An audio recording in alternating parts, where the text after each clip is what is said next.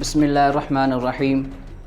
محترم ناظرین، حالیہ چند دہائیوں پر نظر دوڑائیے تو معلوم ہوتا ہے کہ انسان نے جس تیز رفتاری سے ترقی کی وہ انسانی عقل کو دنگ کر دینے والی ہے۔ ڈیجیٹلائزیشن، نئی نئی ایجادات، انٹرنیٹ نے دنیا کو ایک گلوبل ولیج میں تبدیل کر دیا ہے۔ دنیا بھر کی معلومات اب آپ کی انگلیوں کی حرکت کی مرہون منت ہے۔ سائنسی ہو یا سماجی، معاشی ہو یا سیاسی، ہر طرح کی معلومات انٹرنیٹ پر میسر ہے۔ ایسا معلوم ہوتا ہے کہ جیسے معلومات کا سیلاب ہو اور اسے کوزے میں بند کر دیا گیا ہو۔ ناظرین، ذرا سوچئے، انسان کو یہ پتہ ہو کہ 7 سمندر پار حالات کیا ہیں، جنگلوں میں کتنے جنگلی جانور باقی رہ گئے ہیں، سمندر میں پائی جانے والی نباتات کی اقسام کتنی ہے، پر معلوم نہ ہو کہ میرا رب کون ہے، تو ایسا علم اس کے لیے وبال جان ہے۔ ناظرین، یہاں کہیں لوگوں کے ذہنوں میں یہ سوال اٹھتا ہے کہ اس تیز رفتار ترقی، ایجادات اور معلومات ہوتے ہوئے ہم پر کوئی ایسی آفت آ جائے جس کا انسان مقابلہ نہ کر سکے اور انسان کا وجود ہی کرۂ ارض سے ختم ہو جائے، کیا یہ ممکن بات ہے؟ تو اسی بارے میں قرآن کریم میں اللہ تعالیٰ کا ارشاد ہے۔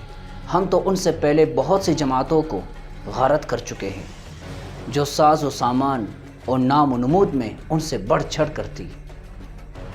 الم یروا کم اہلکنا من قبلہم من قرن مکناہم فی الارض ما لم نمکن لکم وارسلنا السماء علیہم مدرارا وجعلنا الانہار تجری من تحتہم فاہلکناہم بذنوبہم وانشأنا من بعدہم قرنا آخرین۔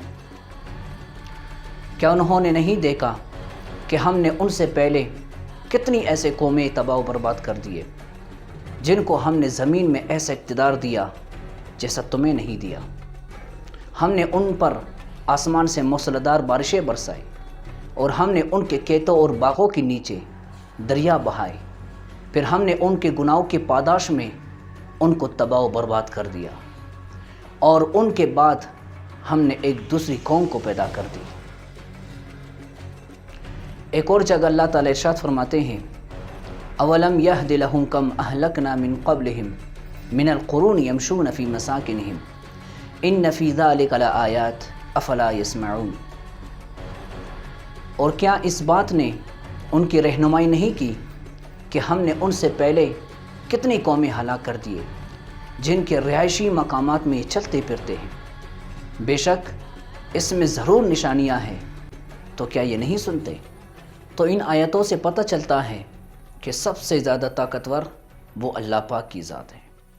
اگرچہ تیز رفتار ترقی کیوں نہ ہو، اگرچہ ایجادات اور معلومات کیوں نہ ہو، بہت ساری قوموں کو اللہ تعالیٰ نے تباہ و برباد کر دیا۔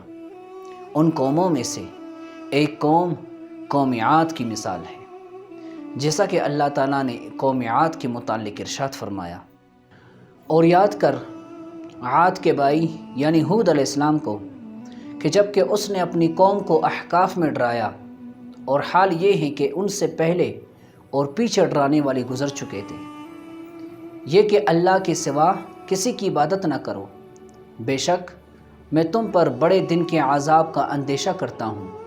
تو وہ لوگ کہنے لگے، کیا تو ہمارے پاس اس لیے آیا کہ ہمیں ہمارے معبودوں سے ہٹا دے؟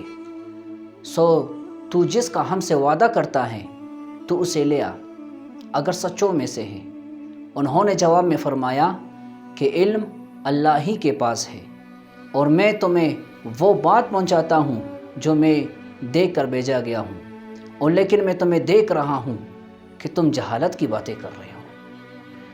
تو اللہ تعالیٰ نے ارشاد فرمایا، کذبت عاد فکیف کان عذابی ونذر انا ارسلنا علیہم ریحا صرصرا فی یوم نحس مستمر تنزع الناس کأنہم اعجاز نخل منقعر فکیف کان عذابی ونذر۔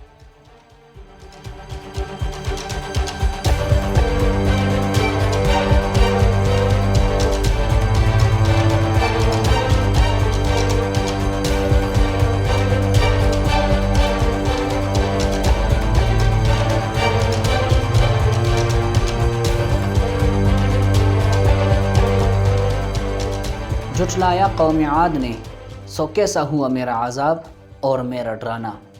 بے شک ہم نے ان پر سخت ہوا بھیج دی، ایسے دن میں جو نحوست والا تھا، دیر تک رہنے والا تھا۔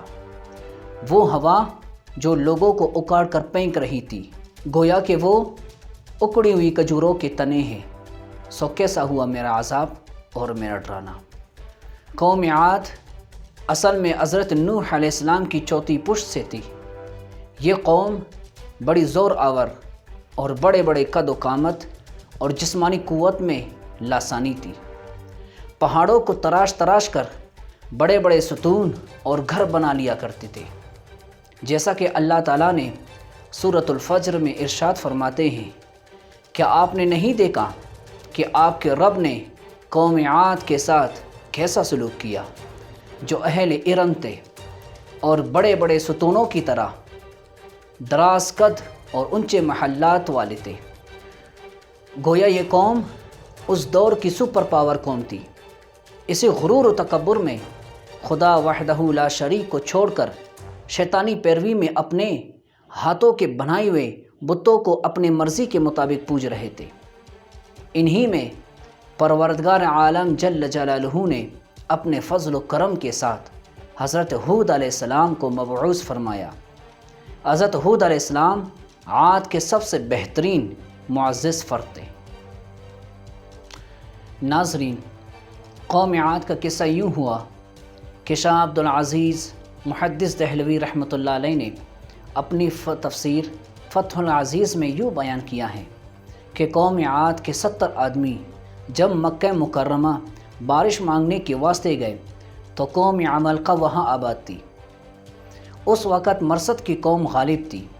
جب یہ عادی وہاں پہنچے اور اپنا مطلب بیان کیا تو مرصد نے کہا، یہاں کی دعا تم کو فائدہ نہ دے گی، تم اس پیغمبر یعنی ہود علیہ السلام کی بات مانو اور اس کی تابعداری کرو اور دین حق کو مانو تاکہ یہ بلا تم سے ہٹ جائے۔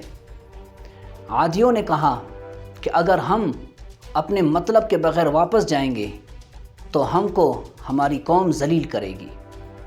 اب یہ کام جس طرح سے ہو یہاں سے ہو جائے۔ پھر مرصد ہی سے تدبیر پوچھی کہ تم ہی کوئی ایسا طریقہ بتاؤ کہ ہمارا کام ہو جائے۔ مرصد نے کہا، پھر تم ننگے سر اور ننگے پاؤں حاجیوں کی شکل بنا کر صفا پر دعا مانگو کہ اے ہود کے خدا، اگر ہود اس بات میں سچے ہیں کہ تیرے پیغمبر ہیں تو ہم کو پانی دے کہ ہم تو صرف پانی کے واسطے آئے ہیں۔ ان لوگوں نے اسی طرح کی دعا کی تو 3 ٹکڑے ابر کے ظاہر ہوئے اور قحط کے ان پر پورے 3 سال گزر چکے تھے۔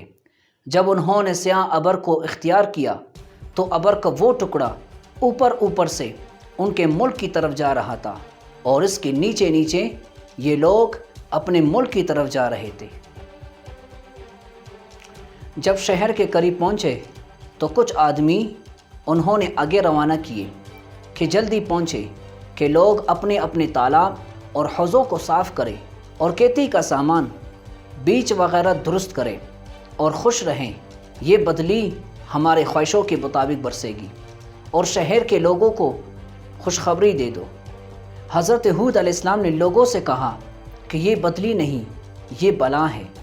ہود علیہ السلام نے کہا، اب بھی وقت باقی ہے اور خدا کی وحدانیت پر ایمان لاؤ اور بت پرستی کو چھوڑ دو۔ لوگوں نے کہا، اس ابر میں کیسی بلا ہے؟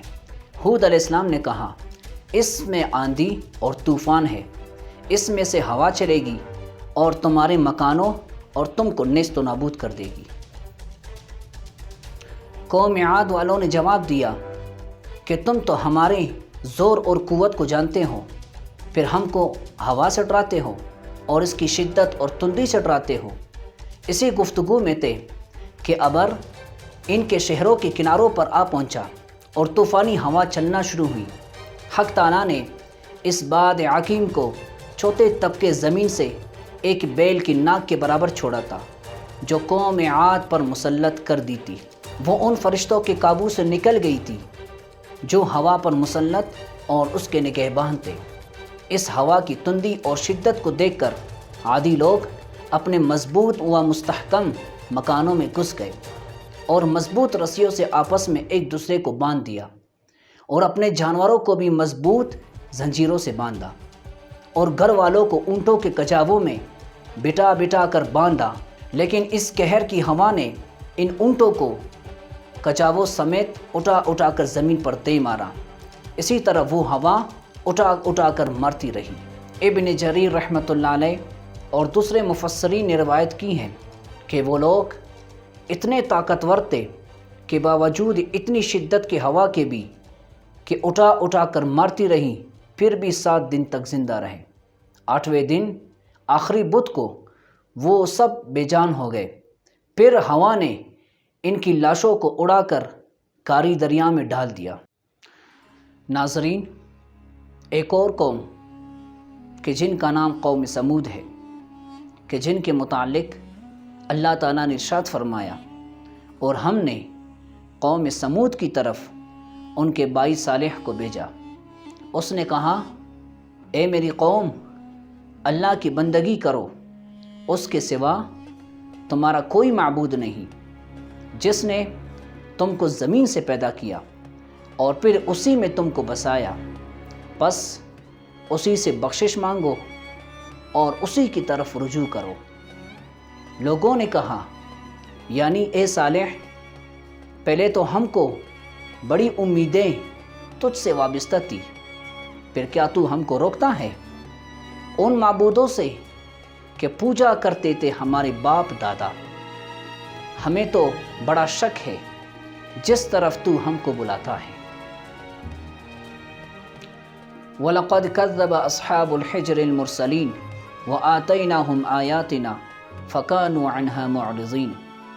البتہ تحقیق سے جھٹلایا ہجر کے لوگوں نے بھی رسولوں کو، ہم نے اپنی نشانیاں ان کو دکھلائی، مگر وہ روگردانی کرتے رہے۔ ناظرین، حضرت صالح علیہ السلام اللہ تعالیٰ کے حکم سے جب دعوت و تبلیغ کا کام شروع کیا تو ہر چند قوم کو نصیحت کرتے، لیکن قوم نے انکار پر اصرار کیا اور کہا، یہ پہاڑ جو عیدگاہ کے سامنے ہے، اس سے ایک اونٹنی ہمارے واسطے نکال، اس کی پیشانی سیاہ ہو اور باقی سارا بدن سفید، اور بال بڑے اور نرم ہو، اور 10 ماہ کی حاملہ بھی، پھر وہ ہمارے سامنے بچہ جنے، اور وہ بچہ اس کی مانند ہو شکل اور رنگ میں۔ اللہ تعالیٰ قوم سمود کے مطالبے کو پورا کرتے ہوئے پہاڑ کی چوٹی سے اونٹنی کو ظاہر کر دیا۔ حضرت صالح علیہ السلام نے اپنی قوم والوں کو بتایا کہ یہ اللہ تعالیٰ کی نشانی کی اونٹنی ہے، یہ تمہارے لیے فیصلہ کن نشانی ہے، بس اس کو چھوڑ دو اللہ کی زمین میں تاکہ پھرتی رہے اور چرتی رہے، اس کو کسی قسم کی اذیت نہ پہنچانا، ورنہ فوراً تم کو عذاب پکڑ لے گا۔ قوم والوں نے اللہ کی نافرمانی کرتے ہوئے اونٹنی کے ساتھ بہت برا سلوک کیا، اونٹنی کے کونچے کاٹ ڈالے اور اسے قتل کر دیا۔ قوم سمود کی اس نافرمانی کی وجہ سے ان پر عذاب لایا اور ان کو تباہ و برباد کر دیا۔ ناظرین، یہ اقوام بھی اپنے سپر پاور ہونے کا دعویٰ کرتی تھی اور اپنے بلند و بالا محلات اور کھیتی کی فراوانی پر فخر کیا کرتی تھی۔ کیا آج ہم بھی یہی دعویٰ نہیں کر رہے؟ کیا ہم اپنی ترقی کے بل بوتے پر قیامت کا انکار نہیں کر رہے؟ بے شک اللہ کا وعدہ پورا ہو کر رہے گا، اور قیامت سے بچ جانے کی امید یہ انسانی خام خیالی سے زیادہ کچھ نہیں۔